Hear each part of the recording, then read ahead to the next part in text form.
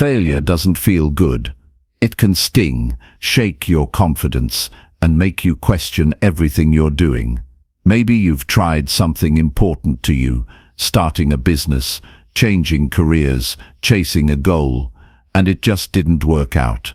Maybe you gave it your all and still came up short. That kind of disappointment can hit deep. It can leave you sitting in silence, wondering if you even want to try again. But what if that failure you're thinking about right now isn't the end of your story? What if it's just the beginning of something better? In this video, we're going to talk about how to turn failure into success, step by step, decision by decision, mindset shift by mindset shift. This isn't about pretending everything is fine or trying to stay positive without doing the work. It's about understanding what failure really is, feedback, direction, and an invitation to grow stronger and wiser.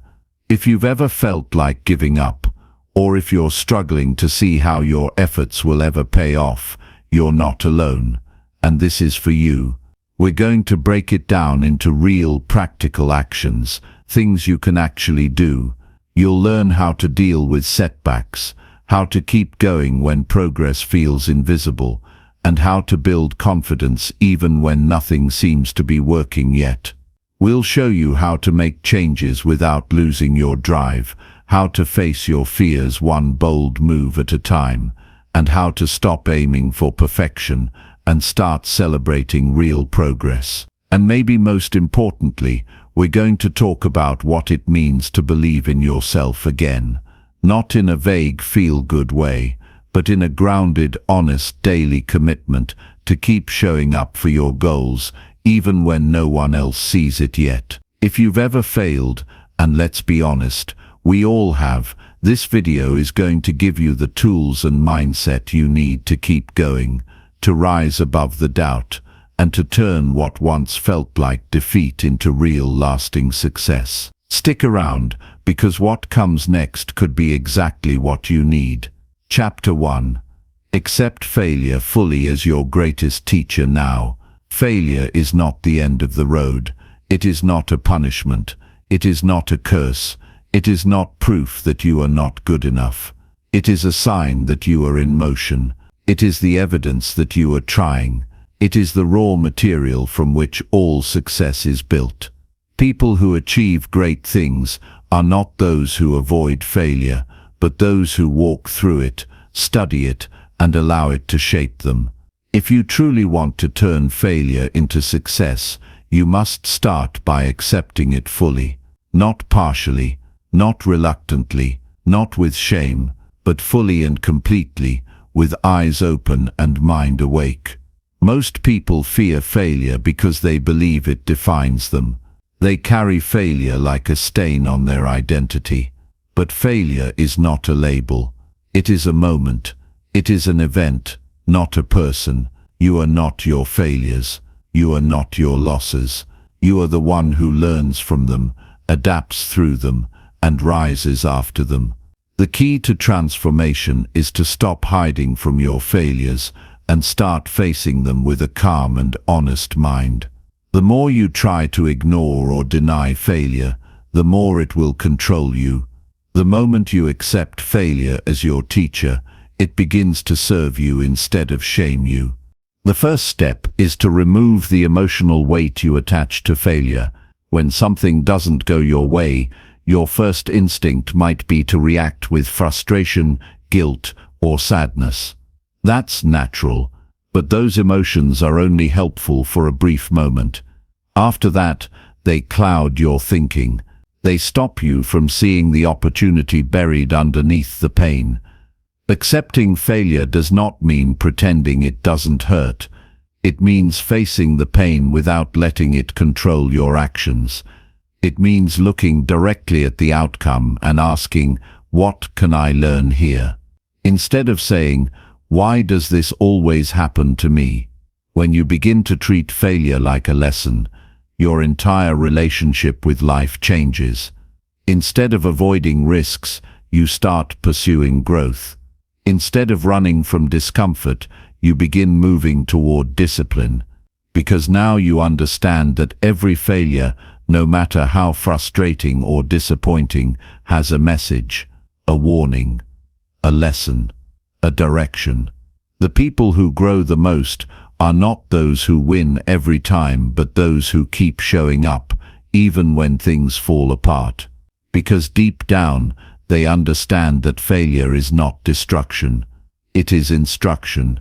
There is a kind of mental freedom that comes when you stop trying to control every outcome. So much energy is wasted trying to avoid all mistakes. People delay decisions. They doubt themselves. They overthink. They hesitate. All because they fear failure. But when you accept that failure will happen and that it's not the end of you, something shifts. You begin to act with more courage. You begin to take the kind of steps that actually lead to growth. You move forward not because you're sure you'll win, but because you're no longer afraid to learn. No real progress happens without failure. If you look back at anything meaningful you've achieved in life, you'll find failure somewhere in that story. You'll find the awkward beginnings, the false starts, the poor decisions, the disappointments. But you'll also find growth, strength, wisdom. You learned to stand on your own. You learned what mattered. You became more focused. That's the value of failure. It strips away what's unimportant. It wakes you up. It reveals your blind spots. It forces you to pay attention. In many ways, failure is a filter. It separates the people who want success from those who are willing to earn it. Most people treat failure as a stop sign. They reach one obstacle and decide it's time to turn around. But success belongs to those who see failure as a checkpoint, a place to pause, reflect, and then proceed with better information. Every failure is feedback. It's a signal. It tells you what's not working. It invites you to try a new approach. If you listen to that feedback instead of reacting emotionally, you get stronger. You gain clarity. You improve. But if you reject failure or ignore it, you miss the opportunity. You get stuck. You keep repeating the same mistakes and blaming the world for your pain. You must learn to see failure as part of your training. Just as a boxer gets stronger by taking hits and learning how to defend, you grow stronger through your setbacks. Success is not the result of avoiding failure, but of practicing your way through it. The more you engage with your failures intentionally, the more skilled you become at adapting. You stop fearing mistakes because you trust yourself to handle them, and this self-trust becomes the foundation of your confidence. The world is full of people who gave up after one failure. They tried once, got rejected, and decided it wasn't meant for them. They started a project, faced some resistance, and walked away. But nothing worth having comes easily. Growth is earned, confidence is built, wisdom is developed. And all of these things require you to fail, learn, and keep moving forward. If you want to create a better future, you must be willing to go through the uncomfortable moments. You must be willing to be misunderstood, to fall short, to look foolish. Because each of these moments is shaping you into someone stronger and more capable. The mind will often try to convince you that failure means you're not ready or not good enough. But that is not true. Failure means you're trying something new. It means you're pushing your limits. It means you're willing to learn. And there is no growth without that willingness. When you accept failure, you open the door to progress. You stop waiting for perfect conditions. You stop comparing yourself to others. You begin to walk your own path, guided by effort and reflection, rather than fear and avoidance. To truly accept failure, you need to build a quiet mind. A mind that is not reactive, not desperate for approval, not attached to instant success. A mind that is grounded in purpose and committed to growth. This kind of mindset comes from daily discipline, from honest reflection, from small wins, from letting go of your ego and embracing the process. When you begin to see each failure as one small step in your larger journey, you stop overreacting to every result. You stop quitting early. You start playing the long game. Practical acceptance of failure means you stop hiding your failures. You talk about them. You write about them. You examine them. You become a student of your own life. You stop pretending everything is fine and start asking better questions. What led to this failure? What did I ignore? What can I do differently? This level of honesty is hard, but it is the only way forward. The longer you pretend, the longer you stay stuck. Real growth only begins when you accept where you are, and failure is often the first clear sign that something needs to change. You also need to stop taking failure personally. Failure is not always about you as a person. Sometimes it's timing. Sometimes it's lack of preparation. Sometimes it's circumstances. But even when the failure is your fault, it's still not your identity. It is a reflection of your decisions, not your worth. And decisions can be improved. Skills can be built. Focus can be sharpened. If you treat failure as a reflection of your value, you'll lose confidence. But if you treat it as feedback on your strategy, you gain power. One of the best habits you can build is the habit of reviewing your failures. Sit down regularly and ask yourself what didn't go well and why. Write it down. Look for patterns. Be honest. Not emotional, just factual. This process will give you insight.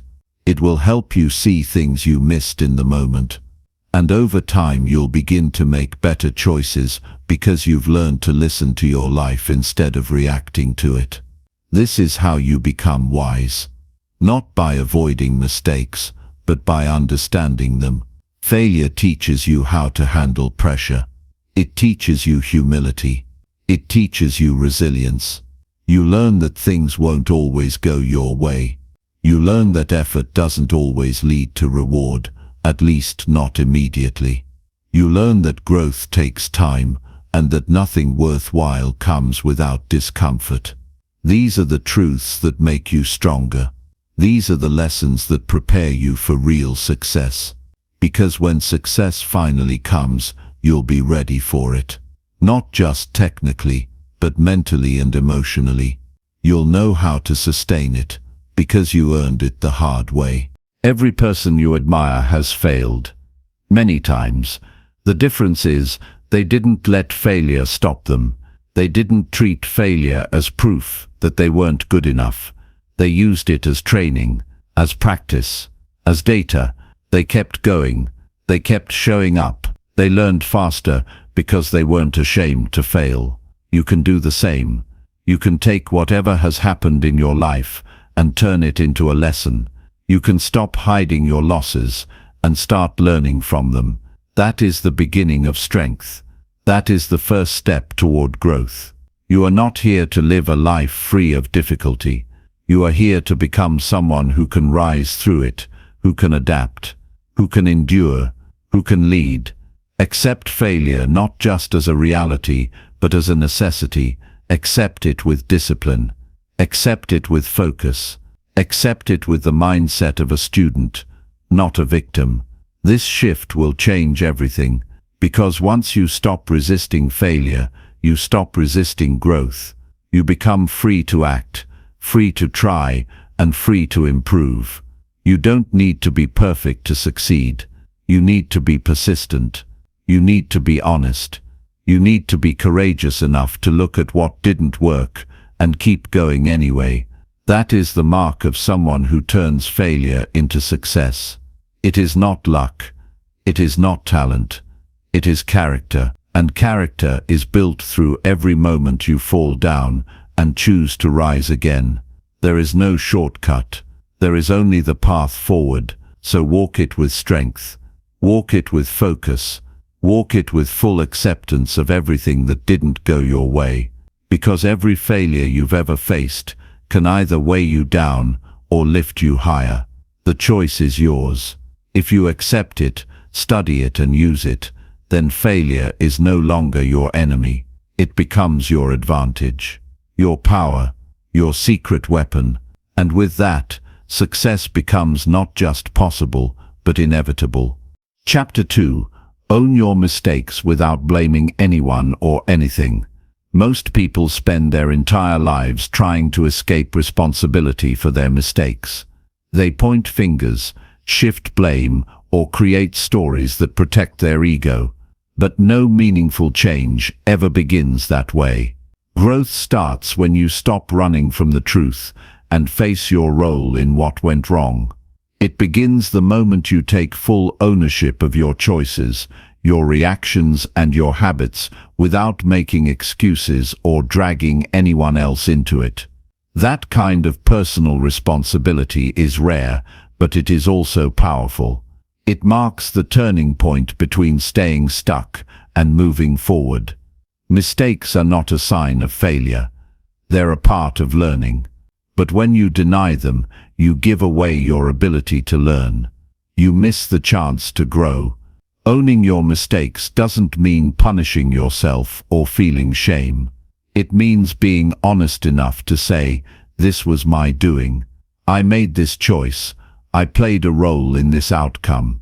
It's a quiet strength, a willingness to see yourself clearly without defensiveness or distortion. When you own your mistakes, you take back control of your life. Because what you're responsible for, you can improve.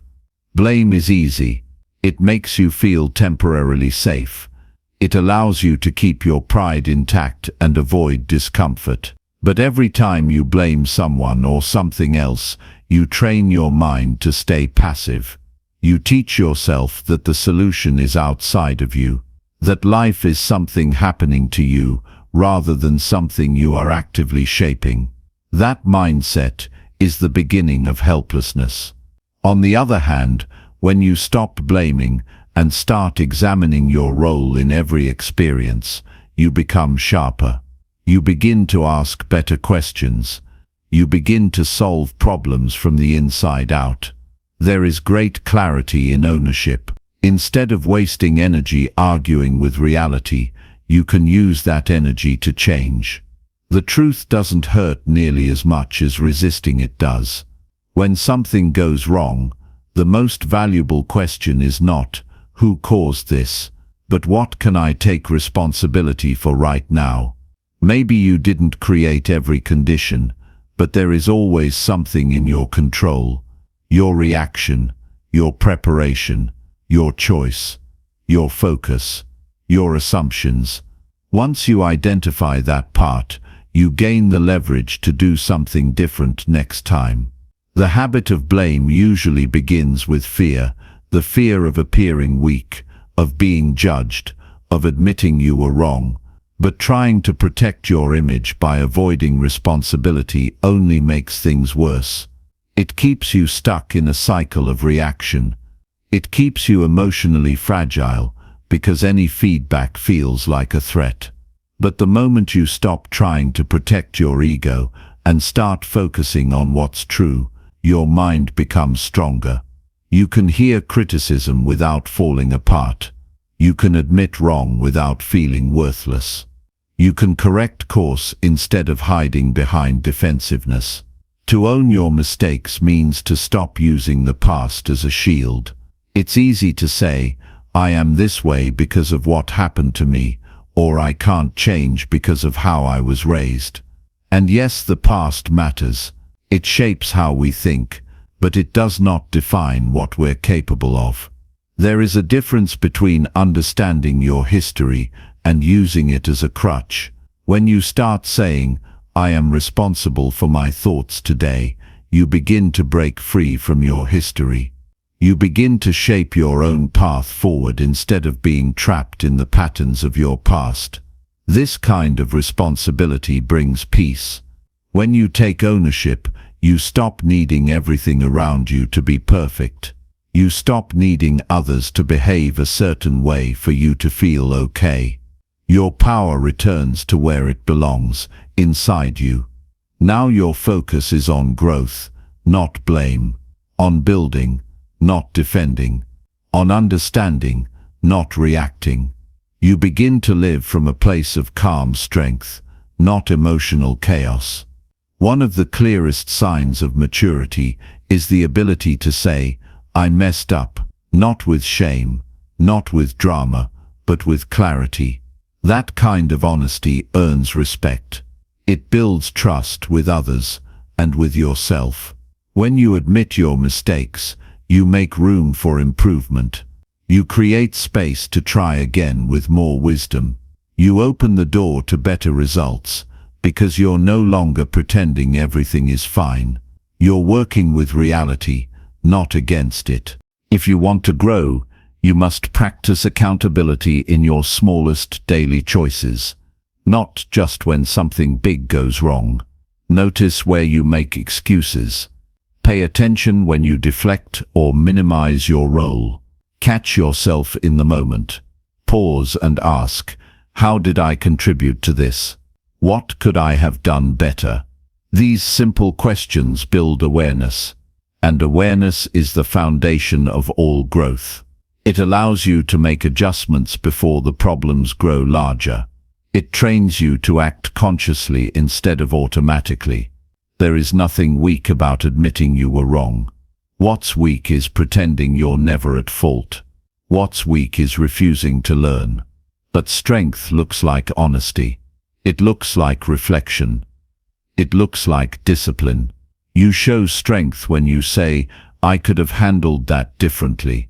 You show character when you take responsibility without blaming others or defending your pride. And the more you practice this, the stronger you become, not just in your actions but in your identity. Taking ownership does not mean taking blame for other people's behavior. It means focusing only on your side of the street. You can't control how others act, but you can control how you respond. You can control your attitude, your habits, your energy. When you take full responsibility for those things, you become a stable force in your own life. You stop being swayed by circumstances or other people's decisions. Your focus stays on what you can do, what you can improve, what you can build. And that clarity keeps you steady, even when life is unpredictable. The truth is, no one can fix your life for you. No one can make you disciplined. No one can force you to change. The work is yours, and the sooner you stop blaming others, the sooner you can begin that work with focus and strength. Every excuse you make is a delay. Every blame you place is a distraction.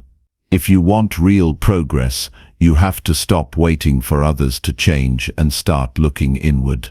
Sometimes the hardest person to be honest with is yourself. It's easy to create a story where you're always the one who was wronged, misunderstood, or held back. But those stories are chains. They keep you tied to powerlessness.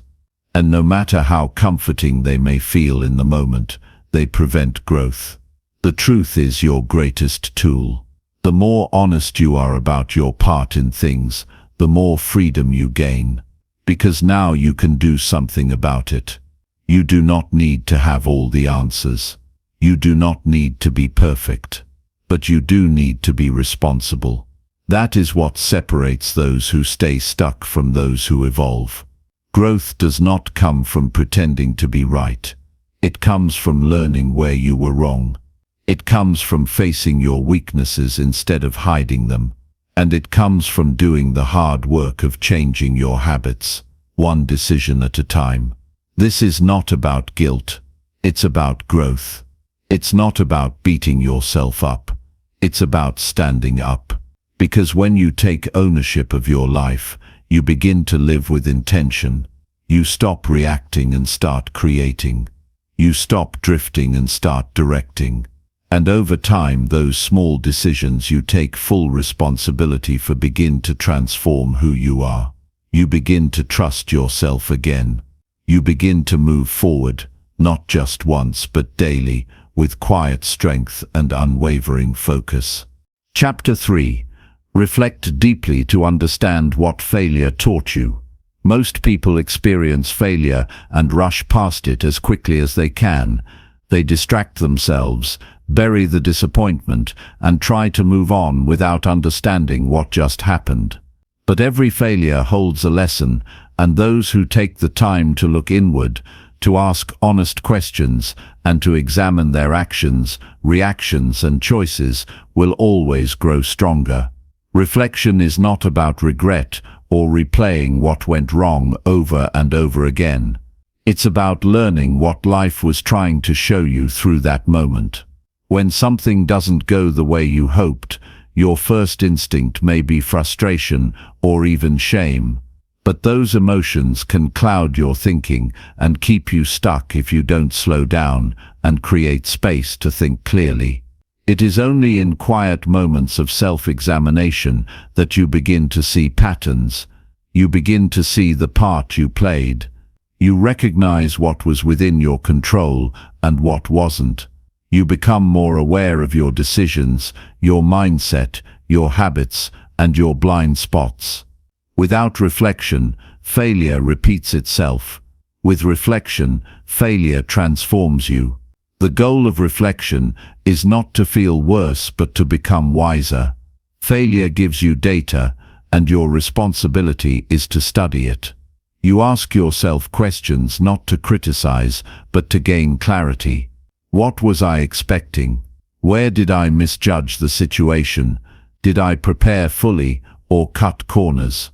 Was I listening to others or just pushing forward blindly? Did I let fear guide my actions? Did I ignore signs that something wasn't right? Every question opens a new door. Every honest answer helps you build a better foundation. Taking time to reflect gives you power. It shifts your focus from outcome to process. Instead of judging yourself by whether you succeeded or failed, you begin to evaluate the quality of your thinking, the strength of your effort, and the clarity of your actions.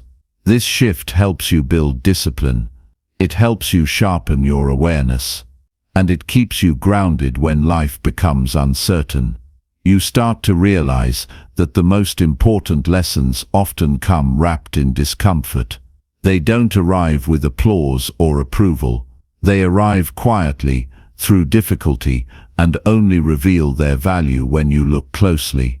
You don't need hours of meditation or complicated rituals to reflect deeply. What you need is honesty and stillness. You can begin by sitting down with a notebook and asking yourself simple, direct questions. What went wrong? What did I assume that turned out to be false? What part of this situation did I ignore or avoid? What can I do differently next time? This process is not about dwelling on mistakes, but about extracting insight. It helps you separate the noise from the truth. It helps you understand how you arrived at this place and what needs to change moving forward. Reflection also builds emotional strength. Instead of fearing failure, you begin to see it as a mirror. It shows you who you are under pressure. It shows you what you believe when things fall apart. It reveals whether your actions are driven by purpose or ego. And it teaches you how to stay steady even when the outcome disappoints you. When you reflect deeply, you become less reactive and more intentional. You stop repeating the same behaviors and start building new ways of thinking. It's easy to focus only on the surface, the result, the missed opportunity, the rejection, but deep reflection asks you to look beyond all that. Maybe the failure wasn't just about the event itself, but about the mindset you carried into it. Maybe you were driven by impatience. Maybe you were afraid of looking weak. Maybe you were seeking approval rather than working from purpose. These truths are hard to face, but they are necessary if you want to evolve. You can't fix what you refuse to see. You can't grow past what you avoid acknowledging. One of the most important questions you can ask yourself after any failure is, What is this trying to teach me? Sometimes the answer is about timing. You weren't ready. Sometimes the answer is about preparation. You skipped the work. Sometimes the answer is about vision. You were chasing something that didn't matter. And sometimes the answer is deeper. It's about your identity, your fears, your insecurities, or your habits. But you'll never find those answers if you don't take the time to look. Reflection also helps you build resilience. When you see each failure as a chance to get stronger, you become less afraid to try again. You stop seeing difficulty as a threat and start seeing it as part of the journey.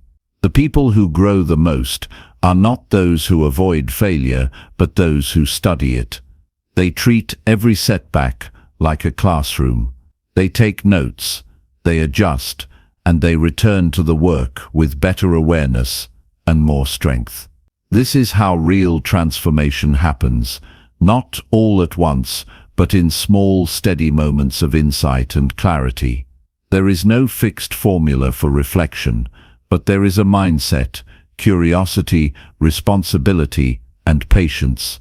Be curious about why things went the way they did. Take full responsibility for your role in it, and be patient with yourself as you learn. You won't have all the answers right away, but the more you practice self-examination, the more skilled you become at finding what matters. You start to make decisions from a place of wisdom rather than emotion. You begin to walk through life with more stability and purpose. You don't need to fear mistakes when you know how to reflect, because now every failure becomes a tool. Every difficult moment becomes a message. Every disappointment becomes a lesson. You start to live with eyes wide open, learning from everything, not just the good, but the painful, the unexpected, the frustrating. And this kind of learning builds a foundation that no failure can destroy. Because you're no longer attached to outcomes. You're committed to understanding, growth, and steady improvement. The world teaches you to chase success and run from failure, but real strength comes from doing the opposite. You slow down, you ask questions, you examine yourself with honesty, and through that process, you begin to grow in ways that others cannot see, but you can feel. You become more self-aware, more grounded, and more capable. You begin to make choices that align with who you want to become, not who you used to be. When you reflect deeply, you move beyond surface thinking. You stop chasing quick fixes. You stop blaming the world. You take your power back, not through force, but through understanding. And that understanding shapes how you show up every day. It influences your habits, your goals, your mindset, and your direction. It reminds you that failure is never the end. It is simply information. And the more clearly you understand that information, the better decisions you will make from this moment forward. Chapter 4. Build daily discipline to rise stronger every morning. Discipline is not about forcing yourself into a rigid life.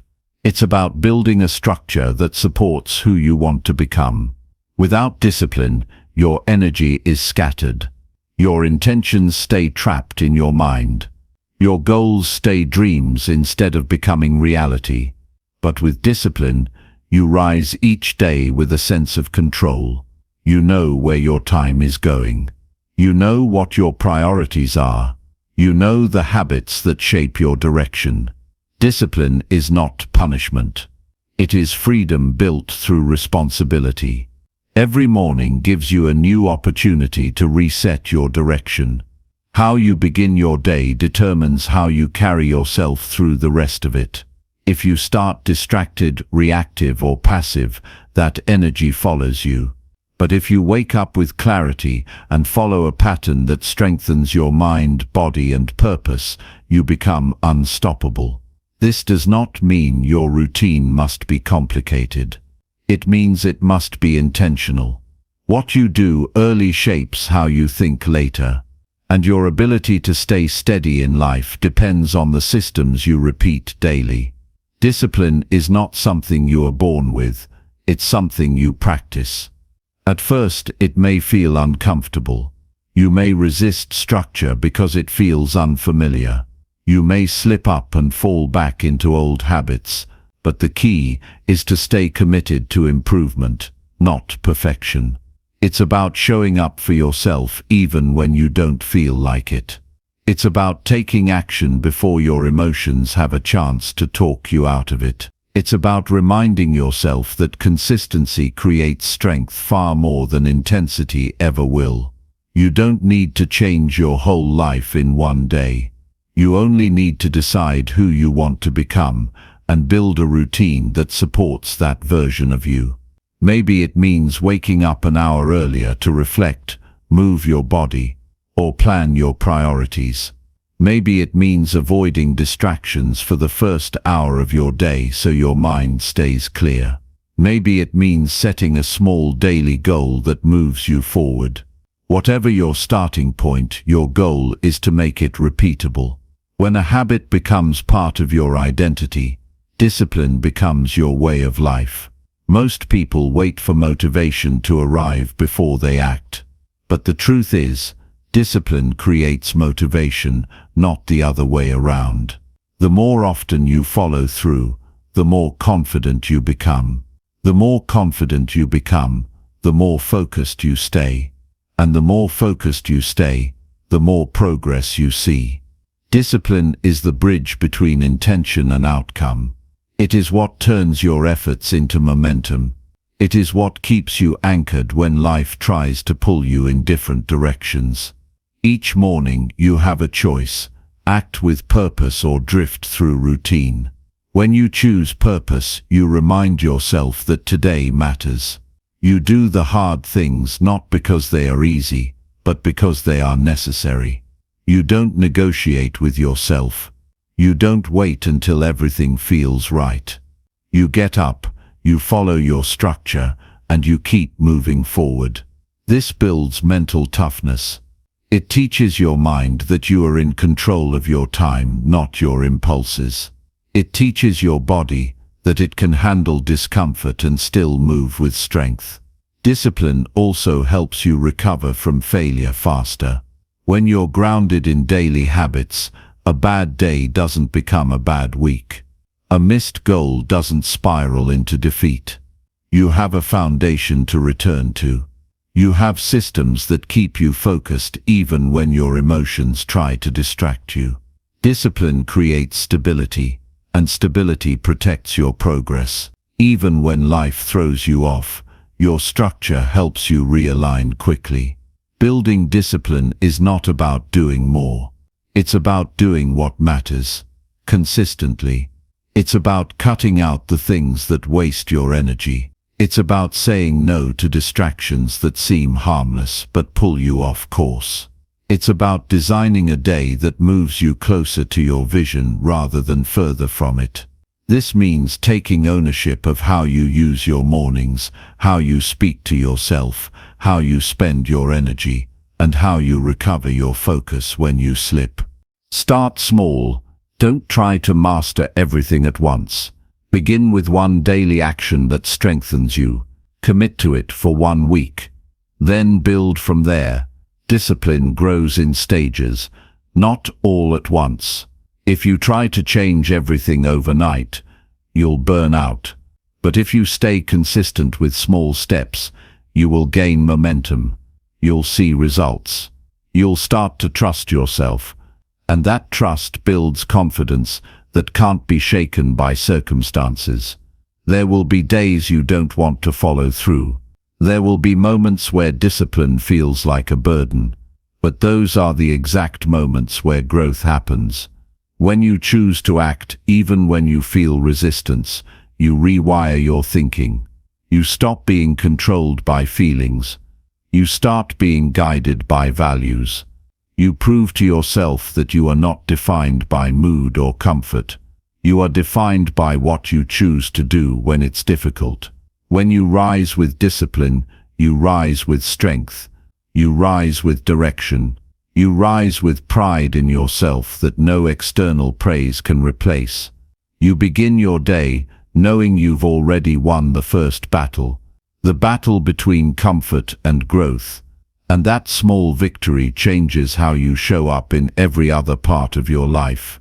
It changes how you speak to people, how you face challenges, how you handle setbacks, and how you stay focused under pressure. A disciplined life is a simple life. Not easy, but simple. You stop wasting time on things that don't matter. You stop chasing everything that moves. You focus on your goals. You repeat your habits. You track your progress. And you make decisions that support your long-term growth rather than short-term relief. This builds clarity. This builds strength. This builds purpose that lasts. You don't need more time. You need more structure. You don't need a new goal every month. You need habits that match your priorities. Discipline is not the end goal. It is the method through which everything else becomes possible. Health, success, peace, stability, none of these exist without the daily decisions that create them. And once you see the power of discipline, you never want to live without it again. So each morning, begin with intention. Wake up knowing that your habits shape your destiny. Don't wait for life to push you. Push yourself. Don't wait for the perfect moment. Use the moment you have. Keep it simple. Stay consistent. And remember that the strongest people are not the ones who do the most. They're the ones who show up every day and do what needs to be done even when it's hard. That's what turns discipline into freedom. That's what helps you rise stronger every single morning. Chapter 5. Replace negative thoughts with clear action steps today. Negative thoughts can take root quietly. They begin with a whisper of doubt and slowly grow louder if you don't interrupt them. They make you question your value, your choices, and even your future. One moment, you feel like you're moving forward, and the next, a thought reminds you of what went wrong, what's missing, or what might fail. Left unchecked, these thoughts create a loop that keeps you stuck. They rob you of clarity, distort your confidence, and drain the energy you need to take meaningful action. The key is to recognize that thoughts are not commands, they're suggestions. Some are helpful, some are not. And when a thought begins to weigh you down, you don't have to argue with it, explain it, or let it define your day. You can choose to act, not in defiance of the thought, but in alignment with your deeper goals. Action is what clears the fog, not debate, not overthinking, not waiting until your emotions shift. Clear, decisive action is the most direct way to regain power. This doesn't mean you ignore how you feel. Emotions carry signals, and they deserve attention. But once you've heard the message, you don't need to repeat it endlessly in your mind. You can translate that emotional signal into a step forward.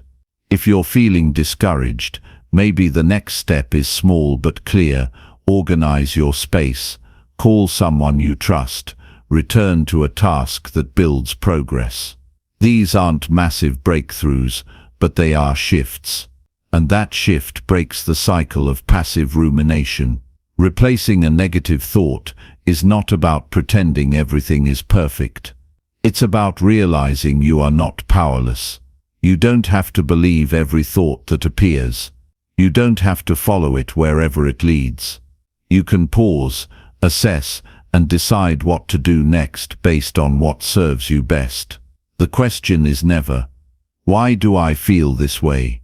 The better question is, what is one thing I can do right now that aligns with who I want to become? Some people wait for their mindset to improve before they take action. But that's not how change works. Movement creates clarity. Even the smallest step has the power to shift your internal state. It reminds you that you're not at the mercy of your mind, you're the one steering it. The more you choose action, the more momentum you gain. And with momentum comes strength. You build evidence that you can handle discomfort without being consumed by it. When your thoughts become heavy, simplify your focus. Ask yourself what needs to be done today. Not in theory, not in the ideal world, but right here, right now. The brain thrives on direction. When it has nothing to aim at, it circles back to fear, regret and uncertainty. But when you give it a job, it settles, it focuses, and in that focus, the noise begins to fade. You don't need to solve everything at once. You only need to solve what's in front of you. Many negative thoughts come from imagined scenarios that haven't even happened. You begin to fear outcomes that don't exist. You replay conversations that are already over. You assume failure before the effort has even begun. That's where action interrupts the spiral. You anchor yourself in reality. You face what is, not what might be. You bring your attention to what's within your reach. And from that grounded place, you make better decisions. You don't have to wait for confidence to appear. Confidence is built when you consistently act in ways that support your progress. Every time you take action, despite doubt, you create a new pattern. You show your mind that fear is not in control. And over time, those old thoughts lose their grip. They may still appear, but they no longer have the same weight. You've trained yourself to respond with intention instead of reaction. There's a quiet power in taking control of your own thoughts, not by force but through choice. You don't battle your thoughts. You outgrow them by showing your mind what's possible. The clearer your actions, the less space there is for confusion, and clarity is what strengthens your identity. It shows you that you are capable, even when your mind tries to convince you otherwise. Some days your thoughts will be louder than usual. That's not a sign of weakness. It's part of being human. But you're not defined by what passes through your mind. You're defined by what you choose to do with those thoughts. You can write them down and set them aside. You can replace them with a goal for the next 10 minutes. You can breathe, reset and decide to take action without needing to feel perfect first. And that is where transformation begins. It's easy to get lost in reflection when things aren't going your way. But too much reflection without direction becomes a trap. The mind starts replaying the same worries, the same mistakes, the same fears. That's why action matters so much. It gives you something to build. It gives you direction. It gives you the power to redirect your energy towards something meaningful. You don't need to feel ready to begin. Readiness is not a feeling, it's a decision. You decide to move forward. You decide to shift your focus. You decide to take one step. Then another and another. That's how new patterns are formed, not through sudden breakthroughs, but through steady effort. Each clear action replaces the space where doubt once lived. When the day feels overwhelming, narrow your focus even further. Ask yourself, what is the next right move? Not the next 10 steps, just one. Maybe it's standing up and drinking water. Maybe it's opening a document and typing one sentence. Maybe it's sending one message, making one call, organizing one task. These are not small acts. They are anchors. They pull you out of your head and into motion, and motion builds strength. You are not your thoughts.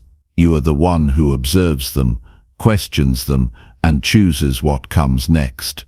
That choice is always yours. You don't have to be perfect. You don't have to be fearless. You just have to act anyway.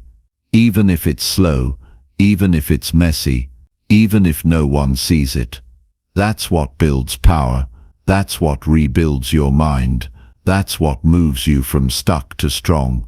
Start today, not by waiting for better thoughts, but by choosing better actions. Shift your attention from what's wrong to what's next. Take one step that reminds you of your capability. Take another that supports your growth. Keep choosing movement. Keep choosing clarity. And every time a negative thought appears, replace it, not with empty words, but with a deliberate decision. That's how change begins. That's how you reclaim control. And that's how you build a mind that works for you, not against you. Chapter 6. Set one clear goal and pursue it without excuses. There is a turning point in every person's life when clarity becomes more important than comfort, when drifting through days without direction is no longer acceptable, when the weight of indecision and distraction becomes heavier than the discipline of commitment. That is the moment when setting a single meaningful goal becomes not just a strategy, but a necessity. Without a clear aim, energy is wasted. Time is consumed by minor tasks and constant thinking without results. But when you decide on one focused pursuit, you eliminate confusion and build a path that leads forward with strength. One clear goal acts as an internal compass. It gives your day structure and your choices meaning. Instead of asking what you feel like doing, you start asking what brings you closer to the outcome you've committed to. That shift changes everything. You're no longer pulled in 10 different directions. You're no longer caught in the trap of trying to do everything at once. You've chosen your priority, and from that point forward, excuses no longer fit. They don't belong to someone who has made a decision. They only exist when the decision is still uncertain. The reason many people struggle is not that they lack ambition, it's that they haven't chosen where to apply it. They try to pursue too many paths at once, hoping that one will lead to something worthwhile. But this only creates noise. It's like digging 10 shallow holes and expecting to strike gold. The depth comes from staying with one. The breakthrough comes from consistency, not from variety. When you focus on one goal, your progress compounds. Each day adds to the last, and what once felt impossible begins to take shape. Excuses show up most when you haven't truly committed. They sound like logic, but they're rooted in hesitation. They come disguised as reasons, but they're fueled by avoidance.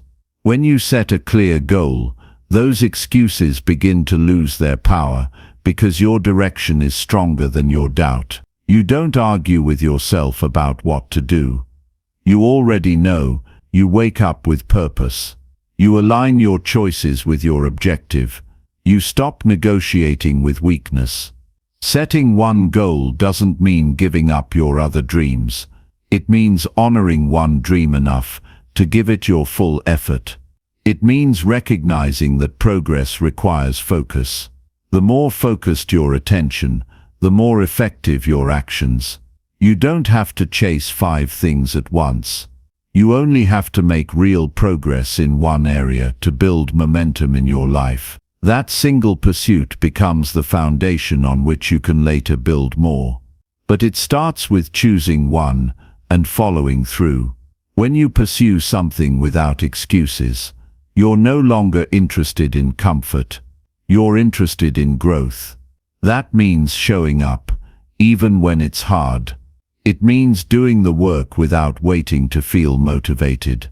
It means following your schedule, even when your emotions try to pull you away. That's how discipline is built. Not from inspiration, but from repetition. From honoring the decision you made, long after the feeling that started it has faded. There's a kind of strength that comes from doing what you said you would do. It rebuilds trust with yourself. It reminds you that you are not at the mercy of distractions, moods, or circumstances.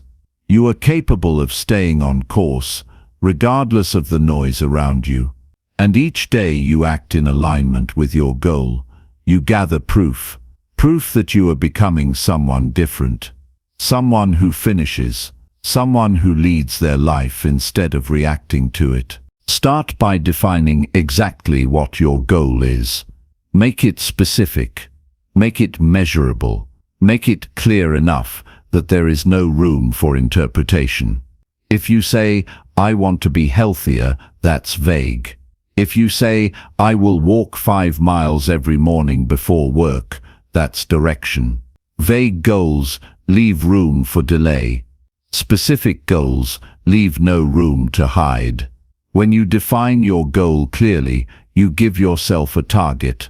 And when you have a target, you can begin building the habits that hit it. Every day will offer you the chance to drift off track.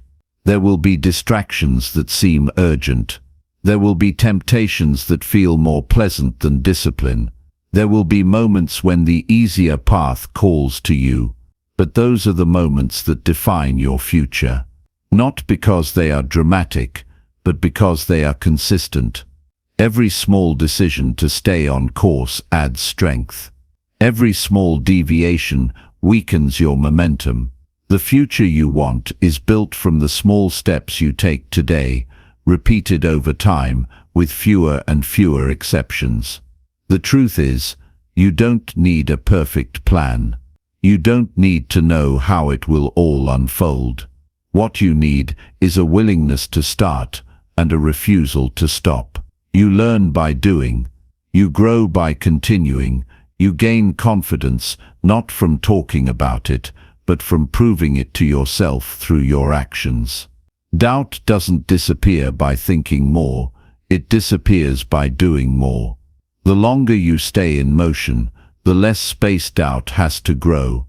When you set a single goal and pursue it fully, you eliminate distractions by default. You say no more often.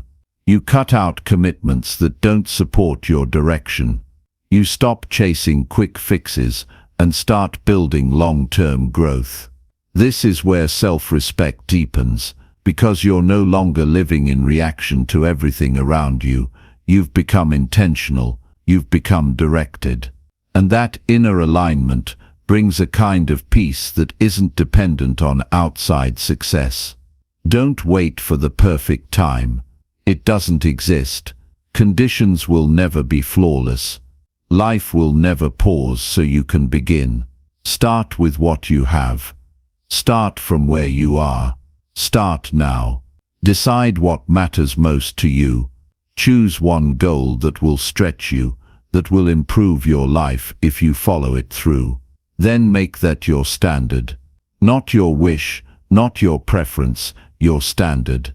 When it becomes non-negotiable, you stop entertaining excuses. You simply act.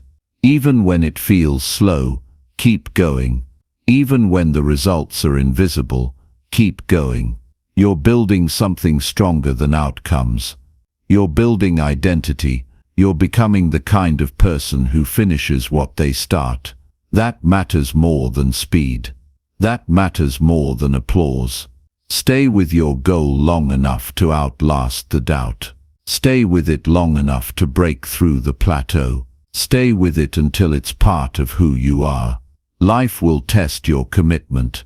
It will give you opportunities to give in, to give up, to drift back into comfort. But each time you choose your goal over your excuses, you gain strength. And that strength is what will carry you through the challenges ahead. It won't be easy, but it will be worth it. One clear goal, one steady pursuit. No excuses, just action, day by day, until what once felt impossible becomes real. Chapter 7. Create better habits that align with your growth. Growth doesn't happen because you want it. It happens when you consistently act in ways that make it inevitable. Your habits are the invisible architecture of your life. They either push you forward or quietly hold you back. Most people want change, but few examine the small choices that shape their direction. When your daily behaviors contradict your goals, your growth stays stuck in potential. But when you align your habits with the future you want, change becomes natural. It becomes the expected result of how you live. You don't have to overhaul your entire life overnight. That's not how progress works.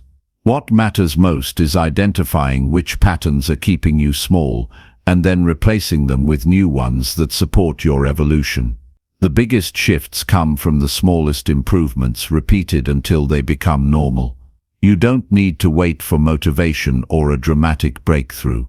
You only need to act with consistency on a better choice over and over until it reshapes the person you are becoming. To create habits that actually serve your growth, you have to start by asking better questions. What kind of person do I want to be? What kind of life do I want to live? Then ask yourself, what do I need to do daily to make that identity real? Habits are not just tools, they are evidence.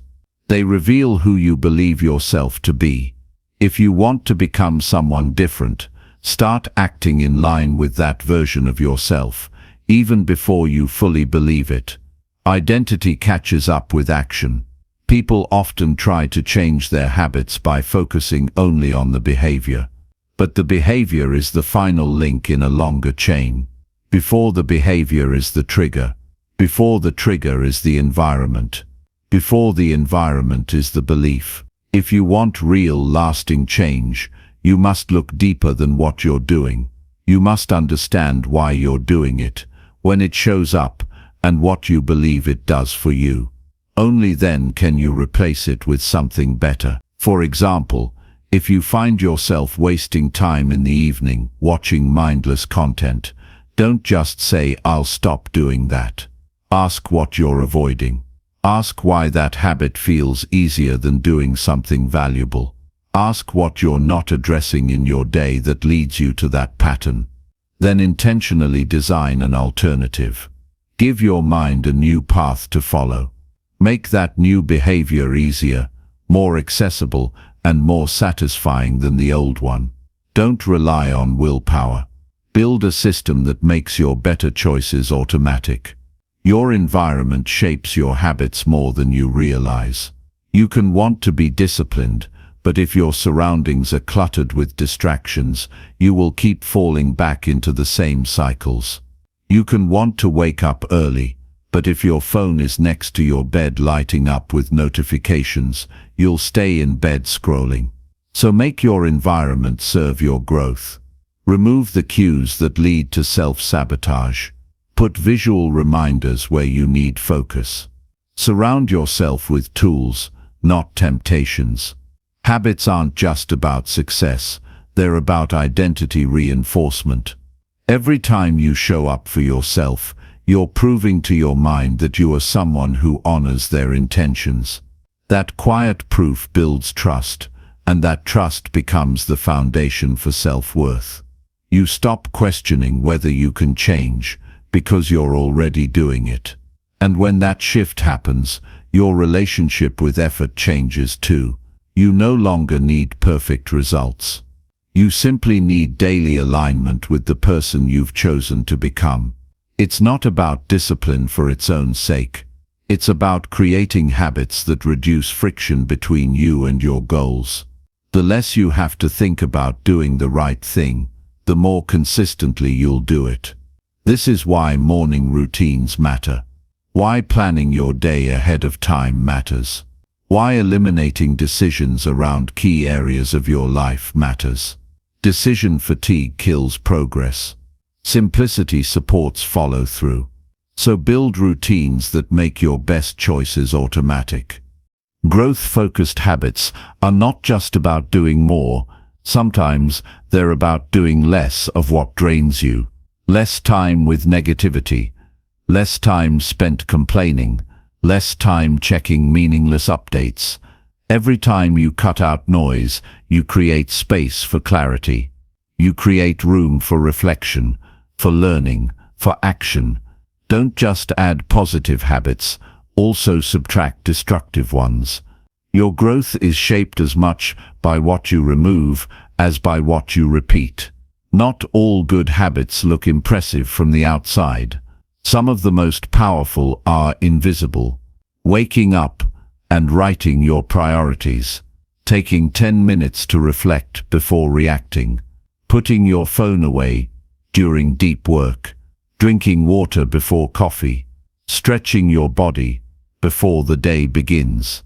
These are not dramatic, but they create the conditions for higher energy, clearer thinking, and sharper focus. Small hinges swing big doors. Never underestimate the quiet rituals that keep you stable and strong. Your brain loves certainty and predictability. It builds patterns based on repetition. The more often you repeat a behavior in a consistent context, the faster it becomes automatic. That's why habit stacking is so effective. You attach a new habit to an existing one. After I brush my teeth, I'll read 1 page. After I drink my coffee, I'll journal for 5 minutes. Over time, these links become solid. You no longer think about them, they simply happen. That's how you upgrade your operating system. You're not lazy, you're not broken. You're likely just running outdated patterns that were never built for your growth. You can outgrow them, but it takes intention. You must choose your habits with the same care you choose your friends, because they will either pull you upward or quietly hold you in place. Ask yourself daily, does this habit reflect who I want to be? Does it support my energy, my vision, my character? If the answer is no, it's time to replace it. Progress is not found in massive effort on rare occasions. It's found in steady action applied daily. The most successful people are not those who do everything perfectly. They are the ones who make fewer bad choices, more consistently. They are the ones who recover faster when they fall off track. That's the mindset to adopt. Not perfection, but alignment. Not pressure, but progress. Keep moving forward, one behavior at a time. Every habit you build is either a deposit into your future or a withdrawal from it. Choose to deposit. Choose to act like the person you are becoming, not the person you've been. Let your habits become the quiet declaration of your next chapter. Let them speak louder than your doubts. Because once you align your daily actions with your deepest goals, growth is no longer something you chase. It becomes who you are. Chapter 8. Surround yourself only with people who uplift you.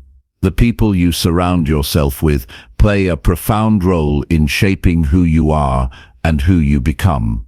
Whether we realize it or not, our friends, colleagues, and even casual acquaintances influence our mindset, behavior, and emotional well-being every single day.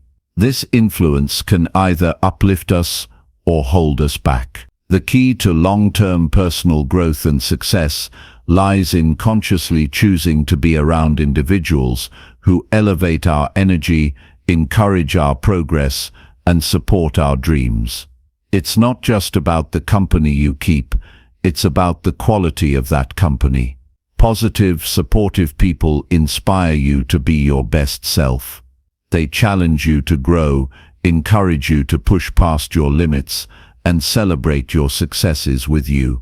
On the other hand, toxic, negative people drain your energy, limit your potential, and reinforce self-doubt.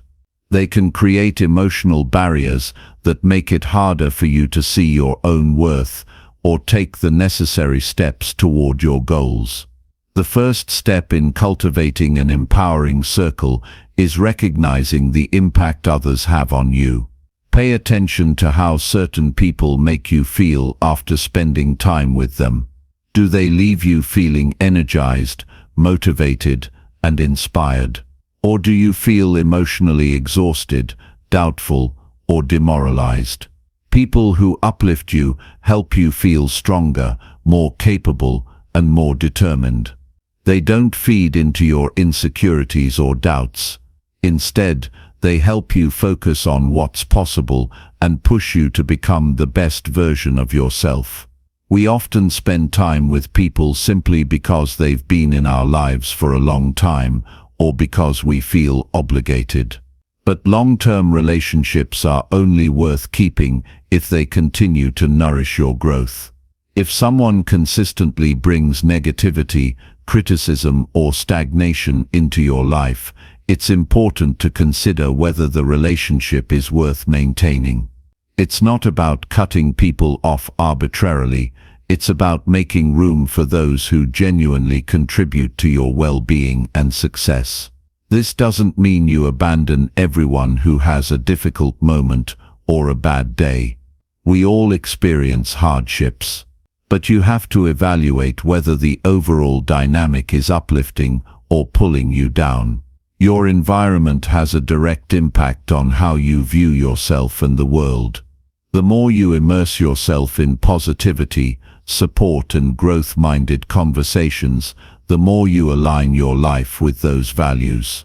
Being around people who are focused on their own growth, who encourage learning and self-improvement, helps you stay motivated and inspired to keep moving forward. These relationships are built on mutual respect and shared values, people who understand that growth is a journey and that setbacks are a part of the process. A key aspect of surrounding yourself with uplifting people is learning to discern between those who truly support you and those who simply hold space in your life without contributing to your well-being. Uplifting people don't just cheer you on when you succeed. They are also there to help you stay grounded and focused when you face challenges. They remind you of your strengths and potential when you start to doubt yourself. They offer practical advice, emotional support, and encouragement, all while respecting your individuality and autonomy. On the flip side, people who drain your energy often have a way of making you feel like you're not enough, or that your dreams are unrealistic. They may criticize your choices, discourage your ambitions, or focus on what's wrong rather than what's possible. Their negative energy can seep into your mindset, making it harder to stay focused on your goals. Over time, this can lead to a cycle of self-doubt, frustration, and even resentment. It's crucial to identify these patterns and take steps to distance yourself from those who hold you back. When you surround yourself with people who uplift you, you cultivate an environment of positivity that naturally breeds growth and success. These are the people who push you to stay focused on your goals, celebrate your achievements, and remind you that you are capable of accomplishing anything you set your mind to. Their belief in your potential helps strengthen your belief in yourself. This is not about validation or ego. It's about having a strong support system that keeps you grounded and motivated to pursue your dreams. However, it's important to remember that uplifting people are not those who simply tell you what you want to hear. They are the ones who will be honest with you when needed, who will challenge you when you're settling for less than you're capable of, and who will help you grow even when it's uncomfortable. They may give you tough love, but it's always rooted in care and respect. These are the people who see your potential even when you can't yet see it yourself, and they will help you unlock that potential through encouragement and accountability. The people who uplift you are also the ones who help you build habits that align with your growth. They don't indulge in negativity, excuses, or complacency. Instead, they encourage you to take action, push past your comfort zones, and develop the daily habits that lead to long-term success. Their energy is contagious. They inspire you to strive for more, to improve yourself, and to never settle for less than your best. Their belief in you fuels your belief in yourself. Sometimes, it may feel difficult to let go of relationships that no longer serve your growth, but remember that growth requires space. The more you prioritize uplifting relationships, the more you will start to notice how much lighter and more motivated you feel. Your mental clarity improves, your emotional resilience strengthens, and your path forward becomes clearer. As you invest in relationships that nurture your growth, you will also begin to attract more people who are aligned with your goals and values. You'll find yourself surrounded by individuals who inspire you, challenge you, and support you in ways that propel you forward. Surrounding yourself with people who uplift you also involves setting boundaries. Boundaries are not about shutting people out. They are about creating a safe space where you can thrive without constant negativity or disruption. It's about protecting your energy, your time, and your mental well-being. You can still be kind and respectful while distancing yourself from those who continuously drain your energy. By setting clear boundaries, you are creating the necessary space for positive, growth-oriented relationships to flourish. Sometimes, this process of surrounding yourself with uplifting people means you have to step outside of your comfort zone.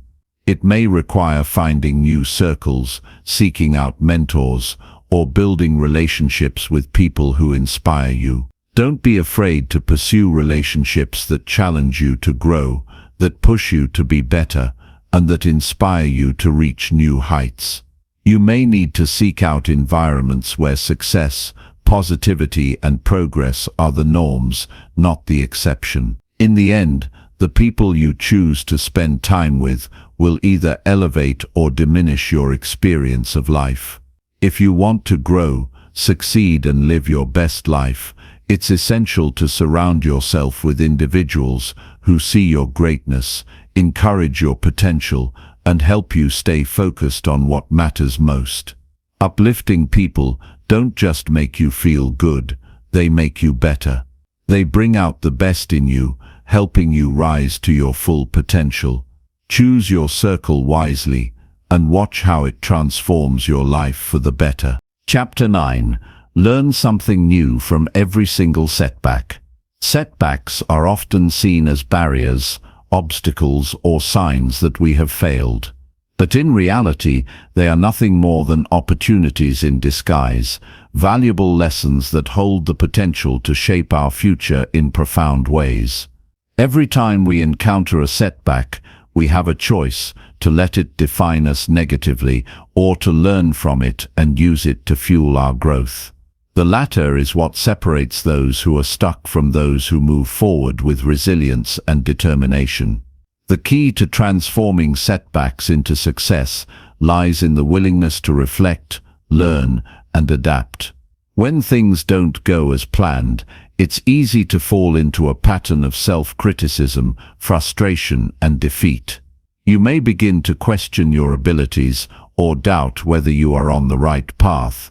But in those moments of disappointment, there's a powerful opportunity for growth if you choose to look for it. Every setback contains a lesson that can teach you something valuable about yourself, your strategy, or the situation you're facing. The problem is not the setback itself, but how you choose to respond to it. The first step in learning from a setback is to shift your mindset. Instead of seeing failure as a personal flaw or a reason to quit, see it as a lesson that is meant to guide you toward greater success. When you approach setbacks with curiosity rather than resistance, you open yourself up to growth. Ask yourself, what can I learn from this experience? Or what did this setback teach me about my approach? This simple shift in perspective transforms the setback from something negative into a stepping stone toward progress.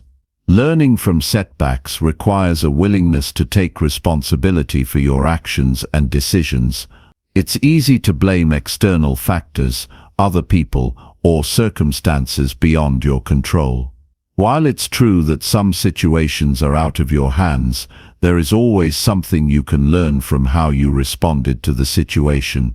Did you take consistent action? Were you fully committed to your goal? Did you make assumptions or overlook important details? Reflecting on your decisions and behaviors allows you to identify areas where you can improve. It's not about self-criticism, it's about understanding what went wrong and what you can do differently moving forward. In moments of setback, it's also essential to be kind to yourself. Learning from a failure doesn't mean beating yourself up or focusing on what you could have done better. It means acknowledging the mistake, accepting it, and then asking yourself how you can grow from it. This process of self-compassion helps you maintain the motivation to move forward instead of staying stuck in regret or guilt. If you treat setbacks as lessons and approach them with the same mindset you would use to learn a new skill, they will no longer feel like roadblocks, but rather catalysts for growth. Sometimes the greatest strength lies in walking away. Peace doesn't always need defending, and wisdom doesn't always need explaining. The most powerful moments are often found in the spaces between words, where invaluable practice when reflecting on setbacks is to identify patterns. Take note of any recurring themes or challenges that appear each time you face a difficulty. Are there certain situations or decisions that consistently lead to setbacks? Do you find yourself making the same mistakes repeatedly? By recognizing these patterns, you can begin to address the root causes of your setbacks and develop strategies to overcome them in the future. It's through this kind of reflection that you can break free from the cycle of failure and move toward lasting success. Setbacks also offer an opportunity to reassess your goals and strategies. Sometimes, setbacks occur because the path you're on is not aligned with your true goals or values. When faced with a setback, ask yourself if the direction you're pursuing is still the right one. Are your goals still meaningful to you? Are the steps you're taking toward those goals the most effective ones? Sometimes setbacks happen because it's time to pivot, adjust your approach, or reframe your objectives. It's important to be flexible and open-minded, allowing setbacks to guide you to a better way forward. Learning from setbacks doesn't always mean making immediate changes. Sometimes, the lesson is simply to keep going. Persistence is one of the most powerful tools for success, and often it's not the first attempt that yields results, but the second, third, or fourth. The ability to learn from a setback and then use it as motivation to continue striving toward your goal is what separates those who succeed from those who quit. Success is not about avoiding failure, it's about learning how to move through it with a clearer sense of purpose and a stronger determination. It's also important to remember that setbacks are not always dramatic or life-changing. Some of the most powerful lessons come from smaller setbacks, those little moments when things don't go quite as planned. These moments offer valuable insights into your habits, mindset, and approach. Whether it's a small mistake in a project, a minor misstep in a conversation, or a delay in achieving a goal, every setback holds a lesson. The more you train yourself to reflect on these moments, the better equipped you'll be to handle larger challenges in the future. Every setback teaches you resilience, the ability to keep moving forward in the face of adversity. Each time you reflect on a failure, learn from it, and apply that lesson, you become stronger, wiser, and more equipped to handle future challenges. Resilience is not about avoiding failure, it's about how you respond to it. Do you let it define you, or do you rise above it and keep going? With every setback, you gain the tools you need to face the next challenge with more clarity, confidence, and strength. As you continue to face setbacks, remember that failure is not permanent unless you allow it to be. The key is to view each setback as a valuable lesson, a step along the journey toward achieving your goals. Setbacks are inevitable, but they don't have to be devastating. They can be powerful teachers if you choose to learn from them. The more you embrace setbacks as opportunities to grow, the more resilient and successful you will become. Setbacks aren't the end of the road, they are simply a detour, guiding you to a more refined path. When you learn from each failure and integrate the lessons into your approach, you will find that your setbacks are not obstacles, but stepping stones on the path to greatness. Keep reflecting, keep learning, and most importantly, keep going. Every setback is an opportunity to grow stronger, wiser, and more capable of achieving the success you desire.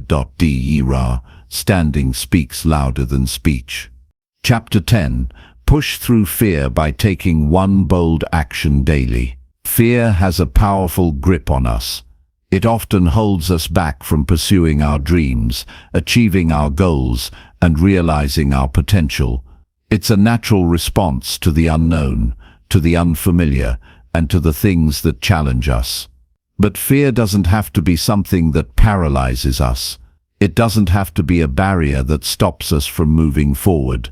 Instead, fear can be a signal, one that shows us where we need to grow, where we need to take action, and where we can make the most significant progress in our lives. The key to overcoming fear is not in avoiding it or waiting for it to disappear, but in taking bold action, one step at a time. Every day, we face choices that can either keep us stuck in our comfort zones or push us to step beyond them. When fear shows up, it's easy to let it convince us that we're not ready, that we're not capable, or that it's safer to stay where we are. But in truth, the only way to push through fear is to confront it directly, with courage and determination, by taking bold action. It starts with acknowledging the fear. Fear is a natural part of the human experience. It's not something to be ashamed of, or something that makes us weak. Everyone experiences fear, whether it's fear of failure, fear of rejection, fear of making a mistake, or fear of the unknown. The difference between those who succeed and those who don't is not the absence of fear, but their ability to act in spite of it. It's about learning to feel the fear, understand it, and then take action anyway. Taking bold action doesn't mean rushing into things recklessly or making decisions without careful consideration. Bold action is about stepping out of your comfort zone, even when you feel uncertain. It's about doing something that feels difficult, uncomfortable, or even terrifying, but doing it anyway because you know it's necessary for your growth. Bold action is the decision to keep moving forward, even when fear tries to pull you back. The first step to pushing through fear is to break the action down into small, manageable steps. Often, fear seems overwhelming because we look at the big picture, the entire challenge or goal, and feel paralyzed by its enormity. But when you break it down into smaller actions, it becomes less intimidating. Instead of focusing on the entire journey, focus on the very first step. What is one small action you can take today that will move you closer to your goal? It could be something as simple as making a phone call, sending an email, or taking a few minutes to research something that scares you. Whatever it is, make sure it's a step that moves you forward, even if it's just a tiny one. Taking bold action is also about overcoming the mental chatter that often accompanies fear. Our minds have a tendency to amplify our doubts and worries. We imagine all the things that could go wrong, all the ways we could fail, and all the reasons why we're not good enough. But these thoughts are not facts. They are just fears masquerading as truths. To push through fear, you have to recognize these thoughts for what they are and not let them control your actions. When you feel that internal resistance, those negative thoughts telling you to back down, take a deep breath, acknowledge the fear, and then choose to take action anyway. It's important to remember that action breeds confidence. The more you act in the face of fear, the more confident you become. Each time you take bold action, even if the outcome isn't perfect, you prove to yourself that you are capable, that you can handle the discomfort, and that you are moving in the right direction. Confidence doesn't come from avoiding fear, it comes from facing it head-on, time and time again. It's about proving to yourself that you can do hard things, and that you don't have to wait for fear to disappear before you act. One of the most powerful ways to push through fear is to focus on the bigger picture. Fear often stems from the uncertainty of the unknown or the potential for failure. But when you keep your eyes on the larger goal, on the reasons why you started in the first place, it becomes easier to take action. Ask yourself, what will this action lead to in the long run? What will I gain by pushing through this fear? When you connect your actions to your deeper purpose or long-term vision, it becomes easier to push past fear and stay committed to the journey. Accountability is another important factor in taking bold action. When we're afraid, it's easy to procrastinate or make excuses to delay taking action. But when you have someone holding you accountable, whether it's a mentor, a friend, or a colleague, it increases your commitment to taking bold action. Knowing that someone is rooting for you, checking in on your progress, or offering support can give you the extra push you need to keep going. Accountability makes it harder to back down or avoid the hard steps because you know someone else is watching, and that can be incredibly motivating. It's also important to embrace failure as part of the process. Fear often holds us back because we're afraid of failing. But failure is not the end, it's part of the journey. Every time you take bold action, you are increasing your chances of success, even if the outcome isn't exactly what you hoped for. Each failure teaches you something valuable, whether it's a lesson in perseverance, a new insight into what works or doesn't work, or a reminder of the strength you possess to keep going. Rather than fearing failure, embrace it as a necessary step on the path to success. The more you fail, the more you learn, and the closer you get to achieving your ultimate goal. In summary, pushing through fear is not about waiting for the fear to disappear, it's about acting in spite of it. It's about taking small, bold actions each day, overcoming negative thoughts, focusing on the bigger picture, and staying accountable to your goals. The more you act in the face of fear, the stronger, more confident, and more resilient you become. Fear will always be there, but it doesn't have to control you. By taking consistent action, you show yourself that you are capable of more than you ever imagined. Chapter 11. Track your small wins to build steady confidence. Rejection can feel like a harsh blow, a reminder of our perceived inadequacies, or a signal that we're not on the right path. It's an experience that no one enjoys, yet it's one that everyone faces at some point in life. Whether it's a rejected job application, a failed project, or a relationship that doesn't work out, rejection stirs emotions of disappointment, frustration, and sometimes even self-doubt. But what if rejection, rather than being something to avoid, could actually serve as the fuel you need to grow, adapt, and succeed? The reality is that rejection is not the end, it's the beginning of a new phase of growth. Rather than viewing rejection as a sign of failure, consider it an opportunity for reflection and improvement. It's a chance to reassess your approach, refine your strategies, and take your efforts in a new direction. In fact, some of the most successful people have used rejection not to define them, but to redefine their path and sharpen their skills. When you face rejection, it's crucial to allow yourself the space to feel disappointed or upset. These feelings are normal. It's important to honor your emotional response, but you shouldn't stay there for long. The key to using rejection as fuel is to shift your mindset from defeat to possibility. Rejection is not a personal attack on your worth or potential. Instead, it's a signal that something in your strategy, approach, or timing needs adjustment. It's not a reflection of who you are, it's a reflection of the specific circumstances in that moment. To use rejection as fuel, start by asking yourself why you were rejected in the first place. What were the reasons provided? What could you have done differently? Was there something you overlooked, or something you can improve upon? This reflective process isn't about beating yourself up or dwelling on your shortcomings. It's about understanding what went wrong and how you can adapt to do better next time. The most valuable insights often come from taking an honest look at where things didn't go as planned. Moreover, rejection forces you to embrace the idea that failure is not final, it's simply a part of the process.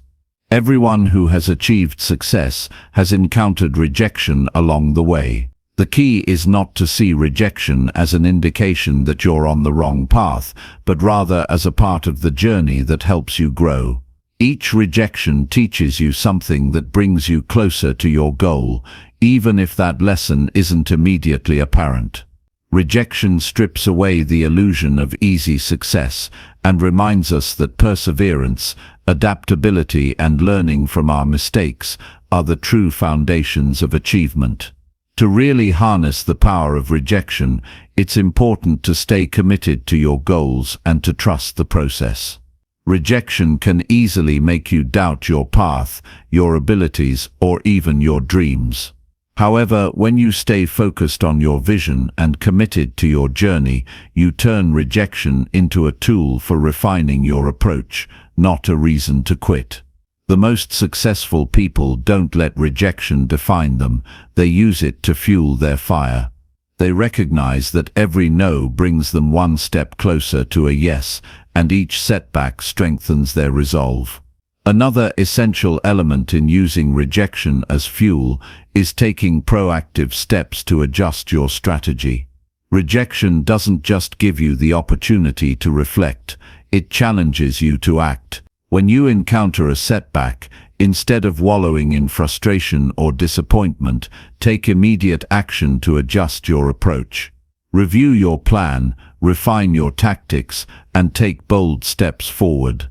The faster you adapt and make changes, the quicker you can get back on track towards success. Rejection also helps you to develop a thick skin. Over time, as you face rejection and bounce back stronger, you become more resilient to the negative impact that rejection can have on your emotions. You begin to detach your self-worth from external outcomes and understand that rejection is simply a part of the game. This mindset shift frees you from the fear of rejection and enables you to take more risks, put yourself out there more often, and ultimately grow. Chapter 12. Use rejection as fuel to improve your strategy. Rejection is a word that most people dread, often because it signifies a moment when our hopes or efforts have not panned out the way we expected. The sting of rejection can be a powerful force, and it often feels like a personal blow. It can make us question our worth, our abilities, and the decisions we've made. But if you choose to look at rejection from a different perspective, it has the potential to become one of your greatest assets in the journey toward growth and success. Instead of seeing rejection as a setback, start seeing it as an opportunity to improve your approach, refine your strategy, and grow stronger. Rejection can be a powerful fuel for progress if you allow it to shape your mindset and actions. Every rejection offers an invaluable lesson, but only if you're willing to learn from it. The challenge lies in your ability to take the emotion out of the experience and focus on the constructive aspects of the rejection. Instead of feeling defeated, ask yourself, what can I do differently next time? How can I change my approach to increase my chances of success? Rejection allows you to take a deeper look at your actions, decisions, and overall strategy. Each piece of feedback, each bit of constructive criticism, provides the tools you need to adapt and improve. When you start using rejection to build your growth, it becomes a powerful engine that drives you forward. One of the key elements to turning rejection into a tool for success is to develop a mindset of persistence. Every time you encounter rejection, it should not discourage you, but rather encourage you to press on with more focus and determination. Chapter 13. Stay consistent when results are slow to show. Consistency is often considered the secret ingredient to success, especially when results are slow to materialize. In a world where instant gratification is the norm, waiting for progress to show can feel discouraging, even exhausting. The truth is, success rarely happens overnight. It requires time, effort, and, most importantly, consistency. Consistency is also about building resilience. There will be days when you feel like giving up, when the slow progress feels discouraging, or when you're tempted to quit altogether. But those who succeed are the ones who push through those difficult days and keep going. Chapter 14. Speak truthfully to yourself with strength and belief. Speaking truthfully to yourself is one of the most powerful acts of self-empowerment you can embrace. It's easy to hide behind distractions, half-truths, or excuses, but when you look yourself in the mirror and speak honestly, it allows you to see your strengths and your challenges clearly. This self-honesty brings a clarity that is essential for personal growth and long-term success. To speak truthfully to yourself isn't just about acknowledging the facts. It's about embracing your full potential and understanding both your capabilities and your limitations.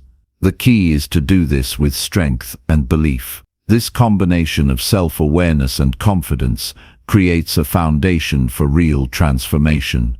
For many of us, the idea of being truly honest with ourselves is daunting. We often bury our insecurities or avoid confronting uncomfortable truths.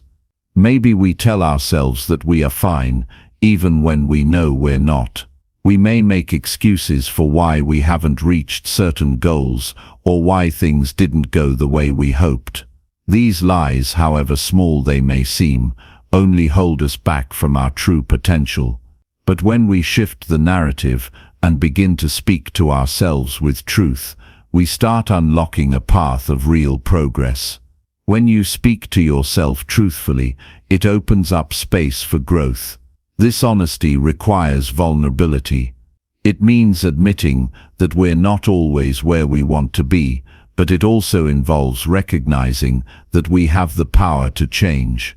It's about standing in the reality of our situation and not shying away from what needs improvement. This is not about self-criticism or belittling yourself. It's about acknowledging where you are with the intention to move forward. By acknowledging the truth, you are setting yourself up for meaningful action and lasting change. Strength is necessary when speaking truthfully to yourself.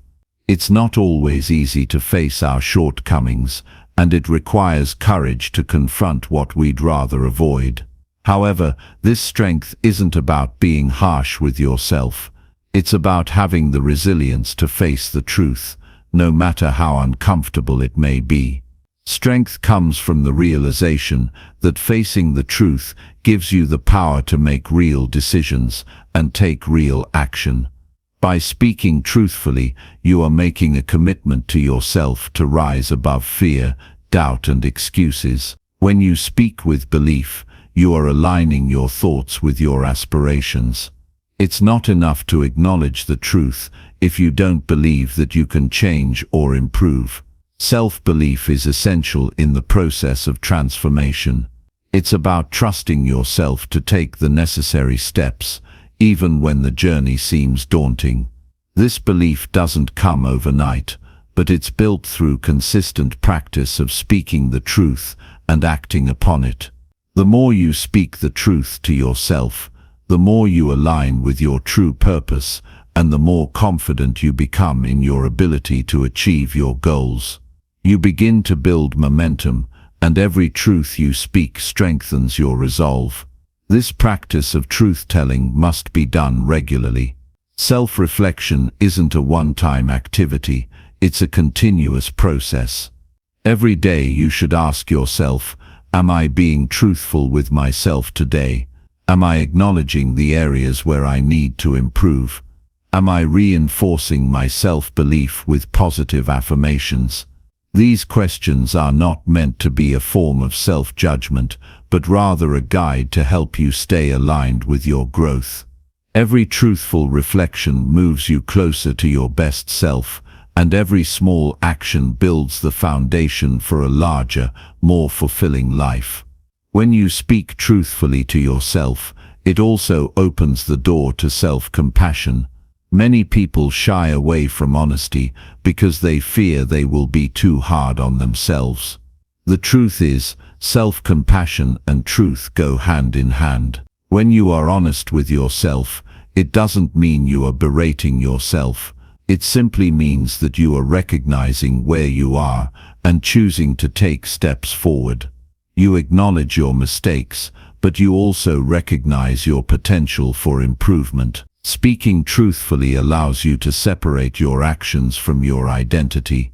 You can admit when something didn't go well without attaching shame or guilt to who you are as a person. This separates your worth from your performance and helps you move forward with a sense of clarity and confidence. Strength and belief also come from seeing every challenge as an opportunity for growth. Rather than seeing failures as something to avoid, you can begin to see them as vital lessons in your journey. Speaking truthfully to yourself means understanding that you are not perfect, but you are constantly evolving. Every obstacle you face is not a sign of weakness, but a chance to learn, adapt, and improve. When you change your mindset in this way, setbacks no longer feel like failures, they become stepping stones to your future success. Another crucial aspect of this process is the need for personal accountability.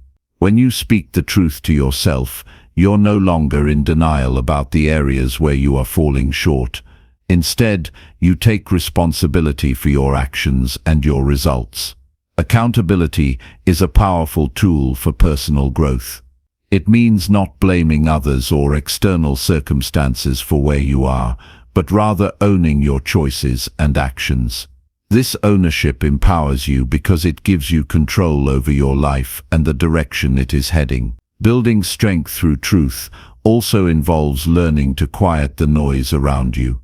The world can be full of distractions, opinions, and judgments, but your voice must remain the loudest in your own life. Speaking truthfully to yourself means tuning into your own desires, needs, and ambitions, rather than letting outside influences dictate your course. It's about learning to trust your instincts and following your own path with confidence. This requires a certain level of mental discipline, a willingness to focus on your truth and ignore the distractions that pull you away from your purpose. Furthermore, speaking truthfully requires that you be clear about your values and your goals. When you align your actions with your core beliefs, the truth becomes easier to speak. It becomes a guiding force in your life, helping you make decisions that support your growth and your vision. You cannot speak truthfully if you are unclear about what you stand for. So take time to define your values and let them guide your decisions. When you know what matters most to you, you can speak the truth without fear or doubt. You can take bold actions based on a deep belief in your own potential. Speaking truthfully to yourself is also about embracing your humanity. It means accepting that you are a work in progress and that perfection is not the goal. Instead, the goal is to keep moving forward, learning, and evolving. Strength comes from the willingness to face your flaws and still believe in your worth. Every truth you speak to yourself brings you closer to the person you are meant to be. With each step, you affirm your ability to handle whatever comes your way with grace and confidence. And as you continue to speak truth to yourself with strength and belief, you'll find that you are not just surviving life, you are thriving, growing, and becoming the best version of yourself. Chapter 15. Choose progress over perfection in every single moment. Choosing progress over perfection means embracing every step of your journey without becoming paralyzed by the need for flawless outcomes. It is an invitation to celebrate every small forward movement, even when it isn't accompanied by ideal results. When you prioritize progress, each moment becomes an opportunity to grow and learn, instead of a test where only perfection is acceptable. It encourages you to let go of the unrealistic expectation that every action or decision must be perfect, and instead recognize that every effort you make, no matter how imperfect, is a valuable building block for your future. Life is a continuous experiment, a series of attempts that collectively shape who you become. By choosing progress, you learn to view mistakes and setbacks not as reflections of inadequacy, but as necessary parts of the journey toward improvement. In each moment, progress invites you to experiment, to try new approaches, and to pivot if necessary. It's about understanding that growth is incremental and that small, consistent actions accumulate over time into significant achievements. This mindset shifts the focus from an unattainable ideal to actionable and continuous learning. When you choose progress over perfection, you free yourself from the burden of self-judgment. The pursuit of perfection often leads to over-analysis, fear of failure, and procrastination, while progress fosters an environment where learning from outcomes becomes the primary goal. In this frame of mind, errors are not seen as final verdicts, but as adjustments along the way. You begin to perceive setbacks as valuable feedback, which can guide you toward better decisions and refined strategies in the future. This change in perspective creates a resilient spirit, one that does not succumb to the pressure of perfection, but finds strength in steady improvement. One of the critical elements of choosing progress is the willingness to take imperfect action. It means getting started, even if conditions are not ideal, and understanding that waiting for perfection only delays the possibility of achievement. Every action, regardless of its immediate success, contributes to your growth. When you push yourself to act despite uncertainty and potential flaws, you allow room for creativity and discovery. This openness to taking risks transforms challenges into opportunities for experimentation and ultimately transformation. It's easy to become trapped in cycles of inaction when perfection is the sole measure of success. The fear of not meeting self-imposed high standards can prevent you from even trying.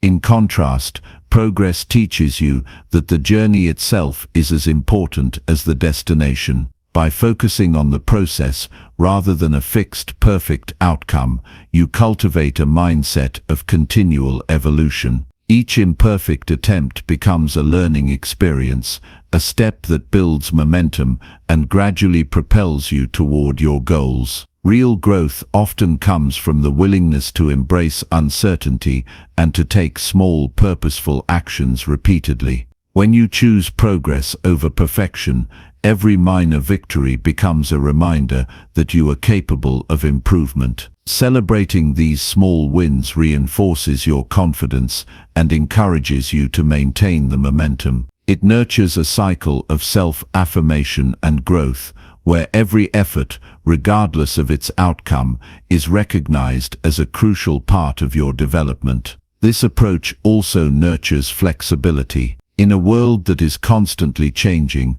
the ability to adapt is more valuable than rigid adherence to idealized standards. Perfection is an illusion, a static state that rarely reflects the dynamic nature of life. Progress, on the other hand, is fluid.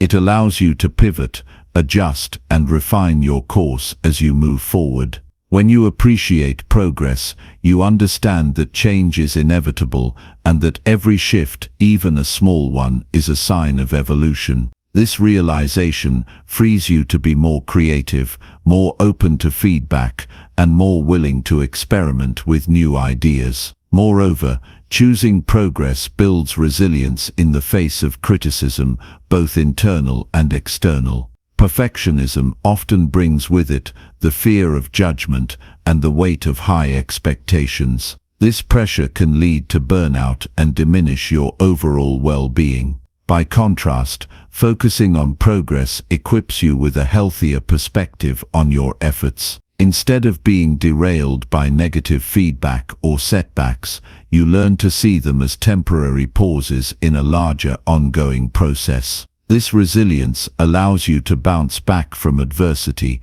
using each experience as a stepping stone toward greater mastery and self-improvement. Self-compassion plays a vital role in this journey.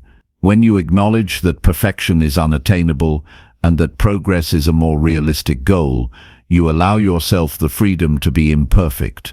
Compassion for yourself fosters a nurturing internal dialogue that encourages growth rather than criticism. It's about accepting that you are a work in progress and that every day presents an opportunity to learn something new and to become a better version of yourself. This compassionate outlook not only reduces anxiety, but also fuels your motivation to continue moving forward, regardless of the challenges you face. Importantly, the path of progress is marked by continuous, incremental actions that, over time, yield remarkable results. Success rarely comes from a single flawless achievement.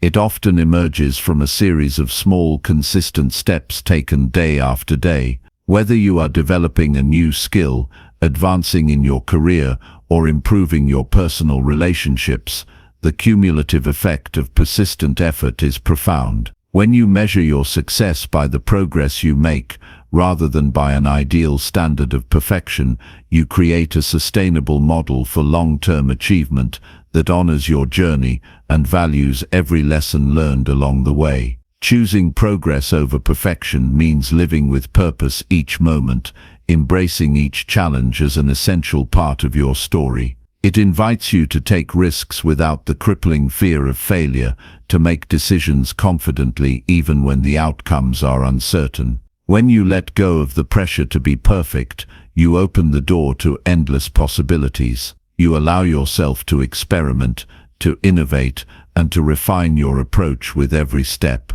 This openness is the essence of creativity and self-discovery, leading you to new insights and uncharted opportunities that would otherwise remain hidden under the weight of unrealistic expectations. Ultimately, the decision to choose progress over perfection is a declaration of your commitment to growth. It is a reminder that what matters most is not the fleeting satisfaction of a flawless outcome, but the ongoing journey of learning, evolving and becoming. In every moment when you decide to take action and embrace the progress you make, you reaffirm your belief in your potential. This belief builds a foundation of inner strength and confidence that carries you through even the most challenging times. By choosing progress over perfection, you grant yourself the freedom to be innovative and adaptable, to move beyond the confines of fear and self-doubt. You create a space where improvement is continuous